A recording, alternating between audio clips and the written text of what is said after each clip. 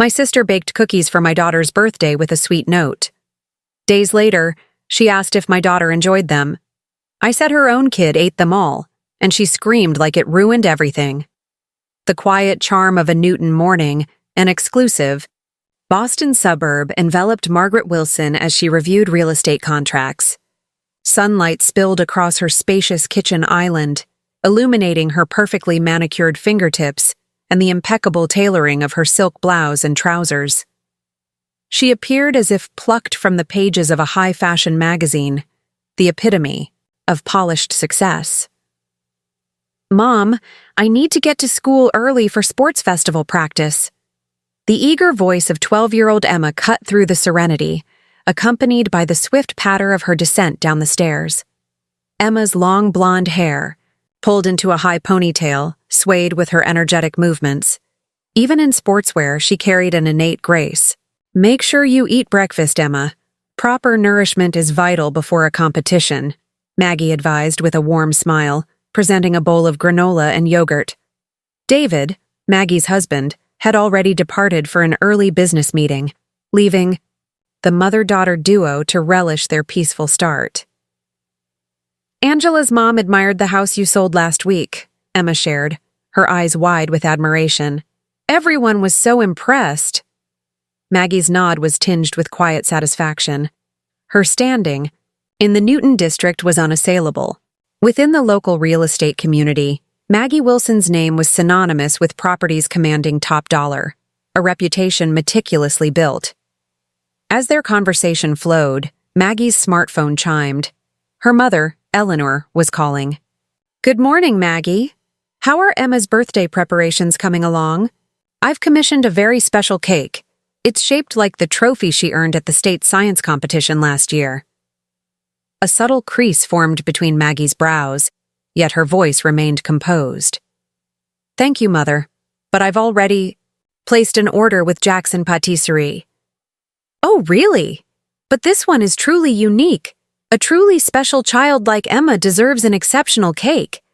For Linda's son, Thomas, an ordinary one was perfectly adequate." Eleanor's tone, even through the phone, carried the unwavering conviction of a former high school teacher accustomed to ranking her students. This ingrained habit, Maggie knew, extended unequivocally to her grandchildren. "Mother, please don't draw comparisons between Thomas and Emma," Maggie admonished softly, a weariness seeping into her words. "By the way, is Linda attending the party?" "Well, I'm not sure. I spoke to her yesterday, and she claimed to be busy with work. It's only a part-time job, isn't it? If she'd genuinely applied herself like you did, she could have secured a far better position." Maggie exhaled slowly, a deep sigh escaping her lips. Her younger sister, Linda, had charted a remarkably different course. She'd left college prematurely, married young, only to separate a few years later. Now she navigated single parenthood, raising her 13-year-old son Thomas while working as an administrative clerk at a local supermarket. After the call, Maggie's gaze drifted out the kitchen window. Linda's apartment lay a 30-minute drive away, nestled in a revitalized area that had once been an old factory district. Maggie had extended financial help more than once, but Linda had always declined, her pride an unyielding fortress. Linda had once defiantly stated she'd rather take on a second part-time job than accept charity from her sister. "Mom, Angela's mother is here to collect me." Emma's cheerful announcement broke Maggie's reverie. Maggie quickly leaned down, pressing a kiss to her daughter's cheek. "Give it your all today, sweetheart. I'm eager to watch your relay race at the festival." Once Emma had departed, Maggie tried Linda's number again. On the third ring, her sister's voice, sounding utterly drained, answered. "Linda, are you truly unable to make it to Emma's birthday celebration?" "I'm sorry, Maggie. I couldn't adjust my shift." Linda's words trailed off, laden with unspoken meaning. Maggie understood. At family gatherings, Eleanor invariably lauded Emma's accomplishments, often delivering thinly veiled criticisms towards Thomas. "You could always try harder, Thomas." "I understand, but I'll send something for Emma." Linda's voice hardened, almost imperceptibly. "Yes, of course. I'll make something special." After ending the call, the lingering bitterness in Linda's tone resonated with Maggie. They had once been inseparable sisters. When had this profound chasm formed between them? After their father's passing, Eleanor's favoritism had fallen, unequivocally on Maggie, while Linda was consistently labeled the child who needed more effort. That harmful dynamic had, without question, been passed down to the next generation. Later that evening, when David returned from his busy IT company, Maggie shared the birthday arrangements. Despite his demanding schedule, he always prioritized time for their daughter. "Won't Linda and Thomas be attending?" David inquired, a slight furrow in his brow. "Emma has been looking forward to seeing Thomas," Maggie began, carefully choosing her words. "Linda mentioned she had to work, and it seems Thomas's grades haven't been stellar lately. I suspect she wants to shield him from another lecture. From Mother." David nodded, a wave of understanding passing over his face. "Eleanor truly ought to be more—" He caught himself, swallowing the rest of his sentence. It was always prudent to refrain from criticizing his mother-in-law. That night, Maggie settled onto the living room sofa, idly flipping through an old photo album. Her gaze fixated on a faded image of herself and Linda, arms linked, dissolved in laughter. A question formed in her mind. What if I were in Linda's shoes? What if my child was perpetually dismissed and compared? A sharp pang of guilt pierced her, a belated acknowledgement of years spent deliberately ignoring this unsettling family dynamic. Emma's birthday dawned bright and festive. Maggie's spacious dining room sparkled with vibrant balloons, and a bold banner proclaiming, "Happy Birthday, Emma," hung above the table. Catering staff meticulously arranged plates of food as Emma, brimming with excitement, proudly demonstrated her new tennis racket to her eager friends. "Everyone, the cake is ready," Maggie called, signaling David to lower the music in the living room. More than 10 of Emma's classmates and neighboring families had gathered. Eleanor, impeccably dressed, had strategically positioned herself beside her granddaughter, proudly informing each arriving guest. "My granddaughter, you know, clinched a gold medal at the district swimming competition this year." The doorbell chimed. Maggie opened it to find a delivery person holding a package addressed to Miss Wilson. Taking the box, she noticed Linda's name listed as the sender. Maggie sighed almost imperceptibly. She had anticipated Linda and Thomas's absence, yet a subtle pang of loneliness still pricked her heart. Back in the kitchen, Maggie opened the box, revealing a small basket of homemade cookies and a card. "Happy birthday! Eat as many as you like," it read in Linda's familiar handwriting. Maggie picked up a cookie, inspecting it closely. They appeared to be ordinary chocolate chip cookies, but their coloring seemed oddly muted, and they were unevenly baked. When she brought one to her nose, a faint, unsettling odor mingled with the sweet scent of butter and sugar. "Is that something from Linda?" Eleanor's voice, laced with disdain, emerged from behind her. She peered at the basket of cookies, sniffing dismissively. "Well, I suppose she couldn't even afford to send a store-bought cake. Homemade is certainly more economical." "Mother Linda is busy," Maggie stated, her tone a quiet warning. "No, matter how busy, she could at least attend her niece's birthday. You always make time for Thomas's birthday, regardless of your schedule." Maggie inhaled the cookie's scent once more, an unsettling sensation growing within her. Emma had a swimming competition next week. It would be disastrous if these cookies made her unwell. Instinctively, she decided, "I'll just keep these in the kitchen," Maggie murmured, placing the basket on a high shelf before rejoining the party. In front of the magnificent cake, Emma beamed, surrounded by her friends as camera flashes illuminated the room. Eleanor suddenly stood, commanding attention. "Ladies and gentlemen, may I have your attention, please? I'd like to share a few words about my truly exceptional granddaughter." Inwardly irritated by her mother's predictable performance, Maggie maintained her smile. Eleanor launched into a lengthy exposition of Emma's recent academic and athletic triumphs, attributing her science competition victory directly to Maggie's exemplary parenting. "My daughter is indeed a remarkable mother," Eleanor continued, her voice swelling with pride. "Perhaps parenting is a natural gift. I never would have imagined that two sisters, raised in the very same environment, could turn out so starkly different." Maggie's brow furrowed. That remark was an undeniable slight directed at Linda.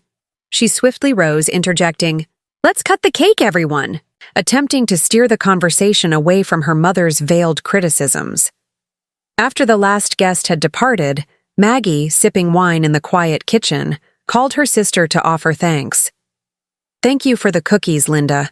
Emma was absolutely thrilled." Maggie lied, a small wave of guilt washing over her.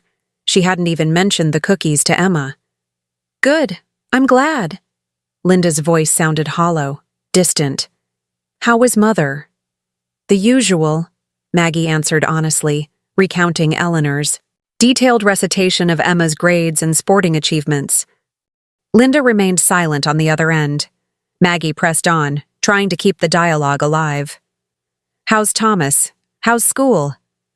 "Well, he failed another math test. He truly tries, but—" Linda's voice was laced with exhaustion.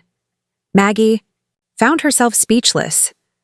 How could she possibly reconcile the stark injustice? Her daughter lauded for every achievement, while her nephew was relentlessly criticized regardless of his efforts. "If there's anything I can help with, I'm fine," Linda interjected sharply, her voice suddenly regaining its edge. "I don't need your sympathy." After the call disconnected, Maggie's gaze returned to the basket of cookies still perched on the shelf. For reasons she couldn't articulate, she couldn't bring herself to discard them. She transferred them into a container and tucked it discreetly at the back of the refrigerator. The following day, as Maggie immersed herself in real estate paperwork at her office, her mother called again. "Maggie, did you hear? Linda's son failed another math test." A distinct hint of satisfaction underscored Eleanor's voice, a triumph Maggie recognized as fulfilling her mother's inherent sense of superiority. "Mother, please stop this kind of talk," Maggie began, her patience fraying. "I'm merely stating facts. Unlike your Emma, that boy—" "Enough!" Maggie rarely raised her voice, but the word erupted from her. "Stop comparing Thomas and Emma. They are just children." On the other end, Eleanor sounded genuinely surprised. You're being sensitive. I'm sorry, but I have a client appointment. I'll talk to you later." Maggie abruptly ended the call and slumped against her desk, a flood of childhood memories engulfing her. Linda showing their mother a drawing from school. "Well, that's nice, but Maggie's use of color is superior." Linda finishing a piano recital. "You made so many mistakes. Maggie's performance was flawless." Maggie herself had accepted this dynamic as natural, even taking pride in being her mother's favorite, sometimes even teasing her sister. "Don't be jealous of my daughter," she'd once told Linda as a teenager, the day her college acceptance letter arrived. The hurt expression in Linda's eyes remained etched in Maggie's memory. Now, the same painful pattern was replaying. Emma and Thomas, the celebrated and the struggling. Maggie felt an urgent, undeniable need to finally confront the deep-seated familial distortion she had overlooked for far too long. On her drive home, she found herself stopping by the supermarket near Linda's apartment. It was a time when Linda should have been working, yet she was nowhere to be seen. Instead, Maggie spotted Thomas, bagging groceries at another register. He must be helping his mother after school. Maggie kept her distance, observing her nephew, unnoticed. Thin and remarkably tall, Thomas appeared far more mature than one would expect for a child Emma's age. His weary expression twisted Maggie's heart with a profound ache. 3 days later, Maggie was absorbed in real estate contracts in her home office.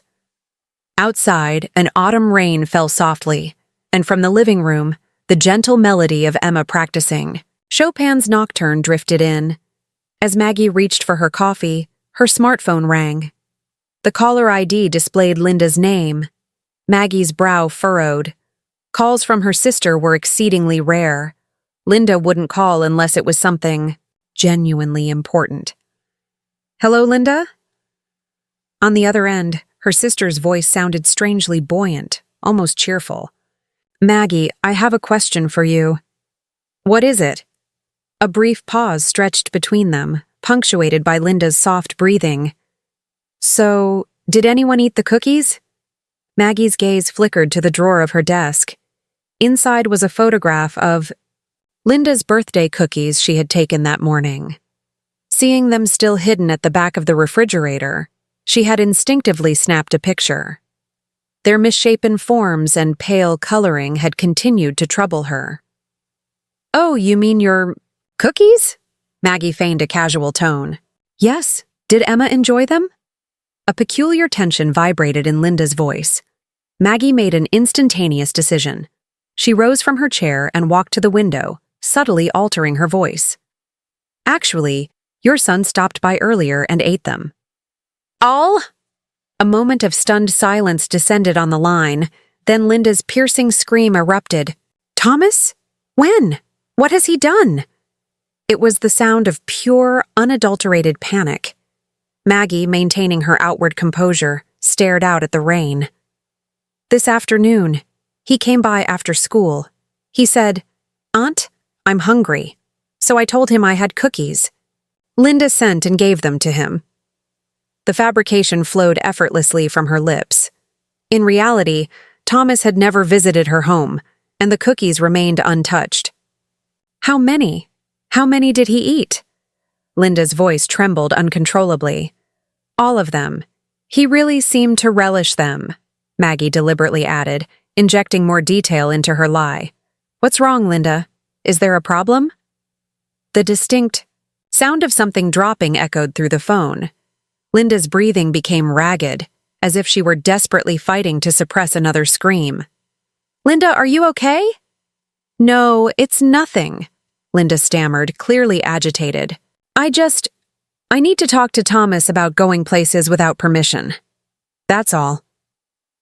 Maggie fell silent. Linda's words, though feigned, had transformed Maggie's lingering suspicions into absolute certainty. Something had definitely been mixed into those cookies, something intended for Emma. "Really?" "But he did seem a bit strange," Maggie pressed further. "After he finished eating, he said, 'My stomach feels weird.'"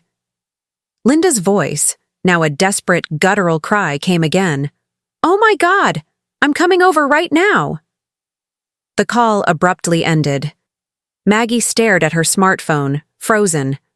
The gravity of her actions slowly, undeniably, settled upon her. She hurried to the living room. Emma still sat at the piano, practicing a Chopin Nocturne. "Emma, may I have a word?" Her daughter paused her playing, turning with a questioning gaze. "What is it, Mom?" "Aunt Linda is coming over suddenly. There's a bit of a problem with Thomas." Emma looked surprised. "Thomas? He hasn't been at school lately. I heard he had a cold." Maggie gazed at her innocent child's face. Despite being cousins, Emma and Thomas had always had limited contact. Even at family gatherings, their interactions were sparse. "I have a favor to ask. When Aunt Linda arrives, please let us talk alone. Could you go upstairs and do your homework?" Emma appeared puzzled but nodded obediently. "Okay, but is Thomas all right?" Maggie couldn't provide a direct answer. "I don't know. That's why we need to talk." After Emma ascended the stairs, Maggie retrieved the container from the refrigerator. Inside, 6 cookies remained untouched. She placed them on the dining table and waited. The rain intensified, its rhythmic drumming against the windows echoing through the house. In Maggie's mind, memories of her sister surfaced and receded. The backyard where they played as children, the days they swapped clothes to confuse their mother, and then the gradual, painful rift, the envy and hurt in Linda's eyes each time Maggie was praised. The doorbell rang, jolting Maggie back to the present. Opening the door, she found Linda standing there, utterly drenched, her face pale, her eyes wide with unmasked terror. "Thomas? Where is he? Is he all right? We need to get him to the hospital." "Calm down, Linda," Maggie said gently, her voice steady despite the turmoil within. "Thomas isn't here." Linda froze, staring at her sister in utter confusion. "What? Do you mean? You just said—" "I lied," Maggie announced quietly, her gaze unflinching. "Thomas didn't come here, and no one ate your cookies." Linda's expression cycled through a rapid succession of emotions, relief, then raw anger, finally dissolving into profound shame as tears began to spill from her eyes. "How could you? You— Come to the dining room." Maggie took her sister's arm, leading her to the table where the container of cookies sat. "Not a single one of your cookies has been eaten." Linda looked at the untouched cookies, her legs giving way. She collapsed into a chair, covering her face with both hands, her shoulders convulsing with silent sobs. "Linda, what did you put in these cookies?" Maggie's voice was firm but gentle. A long, heavy silence ensued, broken only by the incessant drumming of the rain. Finally, Linda lifted her face, meeting Maggie's eyes with red, swollen lids. Her voice was barely a whisper, as if she were questioning herself. "What was I trying to do?" "Tell me, Linda," Maggie urged softly. "What's in these cookies?" "Laxatives," Linda admitted with immense difficulty. "Strong laxatives, but just a small amount, not life-threatening, just so that Emma would, before her important swimming competition." She broke down in fresh tears, her words choked with remorse. "I'm so sorry. I'm so sorry. What was I thinking?" Maggie placed her hand on her sister's trembling shoulder. She should have been furious. There was no rational reason to forgive a sister who had attempted to harm her daughter. Yet, strangely, Maggie's heart was filled with a profound sadness, not anger. "Why?" was all she could ask. Linda looked up, her tear-clouded eyes locking with Maggie's. Her expression held echoes of the hurt little girl from years ago.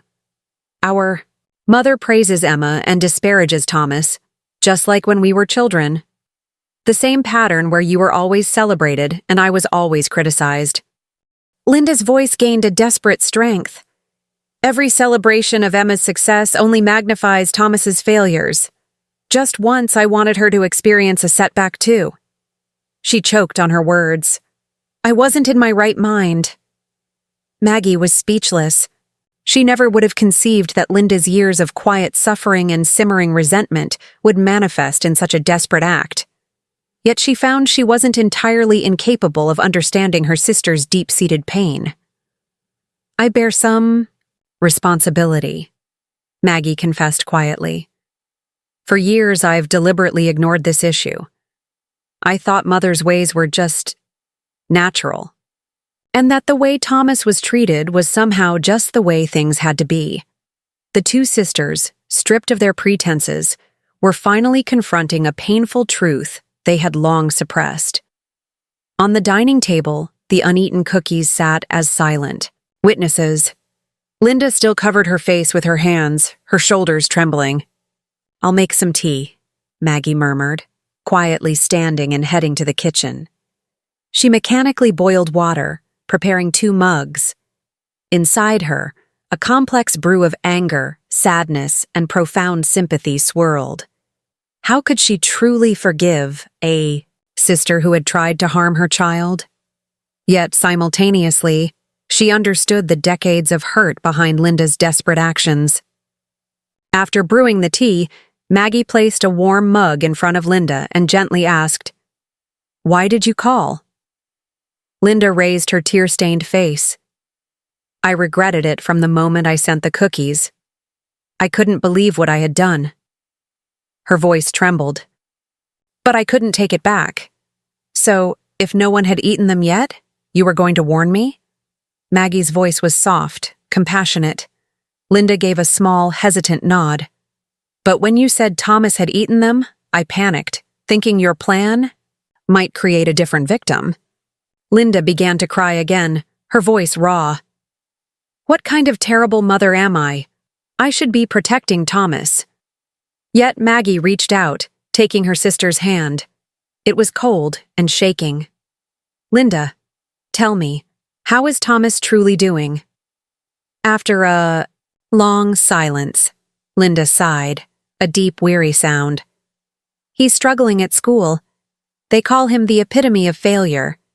Being Emma's cousin only intensifies his pain. Linda's voice turned bitter. Teachers constantly remark, your cousin is so excellent, and classmates tease him. At home, Mother asks, why can't you work hard like Emma? Maggie frowned, a wave of shock washing over her. I had no idea it was that bad. He is trying, Linda insisted, her voice gaining strength. He studies late into the night, but the results just don't appear. Since last year, he's been saying he doesn't want to go to school. Maggie felt a tightness in her chest. She had never truly allowed herself to acknowledge how her daughter's relentless success was directly intertwined with her nephew's deepening struggles. And Linda continued, her gaze fixed on Maggie. I should be happy for your success, but I'm just jealous. Living in a beautiful house with a successful husband and a brilliant daughter. Just because my life looks perfect, Maggie interjected quietly. That's only the surface. David and my relationship is colder than you might imagine.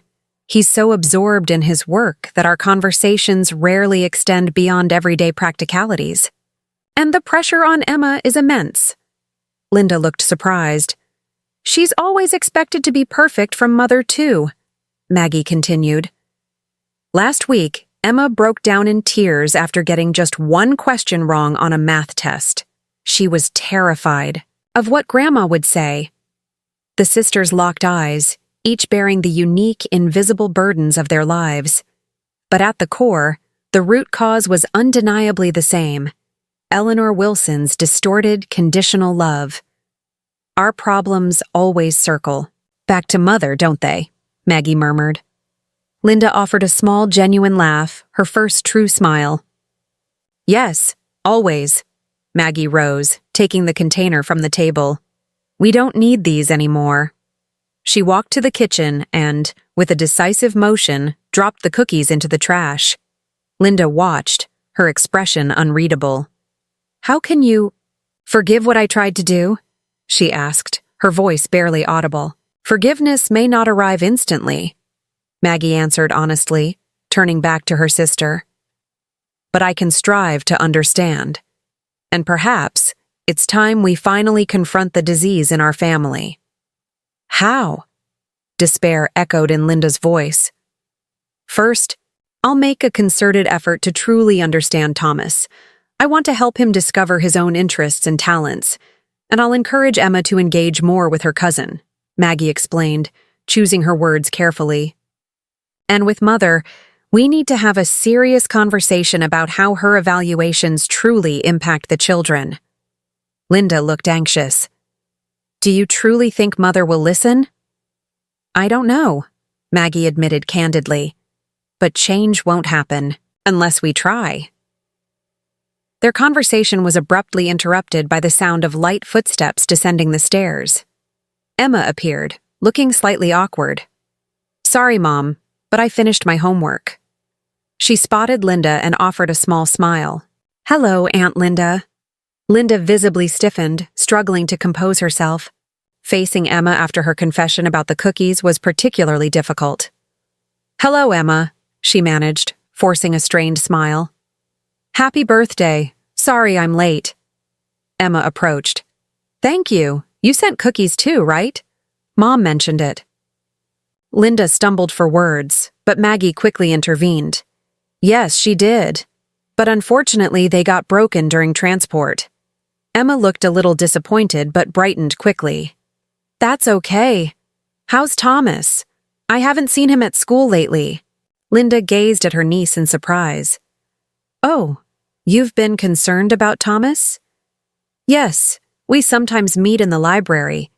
He knows so much about history. Emma's words were straightforward, devoid of any pretense. Last week, he even helped me with my report.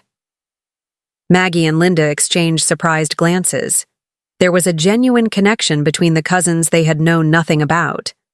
Emma, Maggie said, as if struck by a sudden revelation, shall we invite Thomas for lunch this Saturday? Emma's face lit up. That would be fantastic.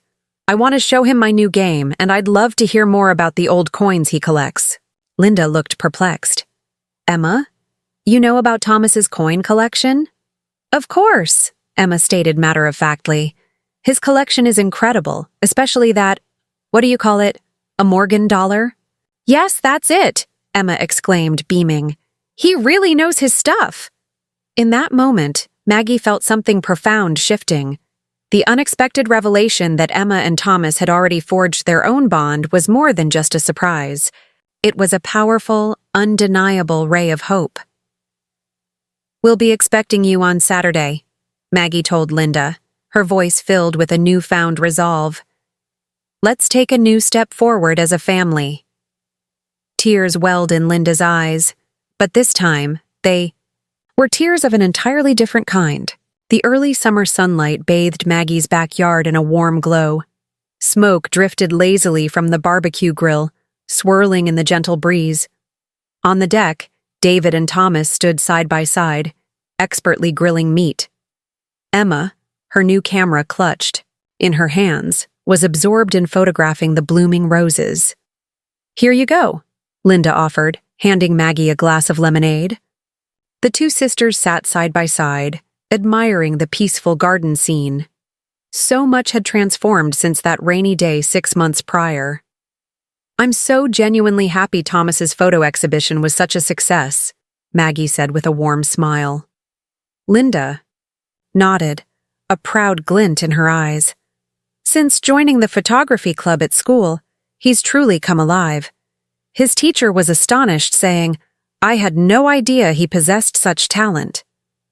Everyone simply needs to find their own path, Maggie mused.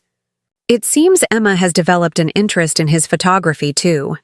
The change that had begun with that pivotal Saturday lunch had, over time, permeated throughout the entire family. Maggie, recognizing Thomas's latent talent, had gifted him his first digital camera. Emma, in turn, learned new artistic perspectives from her cousin, while Thomas, in turn, gleaned valuable study techniques from her. Don't you think Mother has changed recently? Linda remarked quietly. Yes, Maggie agreed, a hint of wonder in her voice. I was genuinely surprised when she attended Thomas's photo exhibition and spoke such touching words. Shifting Eleanor's ingrained habits hadn't been simple. The night Maggie and Linda had jointly confronted her about her treatment of the grandchildren was fraught with tension. Though Eleanor initially resisted fiercely, as Thomas's undeniable talent for photography became more and more evident, her attitude began to gradually soften. We're finding our balance, aren't we? Maggie said, her voice filled with a quiet contentment. Linda squinted at the sun, a soft smile playing on her lips. Not perfect, though. There's no such thing as perfect. Maggie laughed, a genuine, joyful sound. Even my perfect family was just an illusion. The sisters had begun to truly cherish their time together. Once a month, they met for breakfast, just the two of them, to share childhood memories and present worries. Linda, too, had found a new job and was steadily achieving greater financial stability. On Maggie's recommendation, she had started working in the administrative office of a local art college. Mom, look, Emma approached, proudly showing the screen of her camera. I captured this using the composition Thomas taught me. Maggie admired the perfectly framed photograph of a flower on the screen. That's wonderful, Emma. Thank you, Thomas, Emma called out towards the garden. Thomas, who had been diligently grilling meat at the barbecue, waved shyly. He stood taller, with a newfound confidence, and smiled more often. Everyone, dinner is ready, David called out. and the entire family began to gather around the table. Maggie etched this scene into her heart. Not perfect, no, but a family that had confronted its deepest truths. The unsettling incident with the cookies had, paradoxically, brought long-hidden issues to the surface and given them the courage to finally face them. Perhaps a true family isn't about striving for an unattainable perfection, Maggie mused, but rather about accepting each other's imperfections and supporting one another through every challenge. Linda placed her hand on Maggie's shoulder, and the two sisters smiled, a shared understanding passing between them, as sisters, as mothers, and above all, as human beings.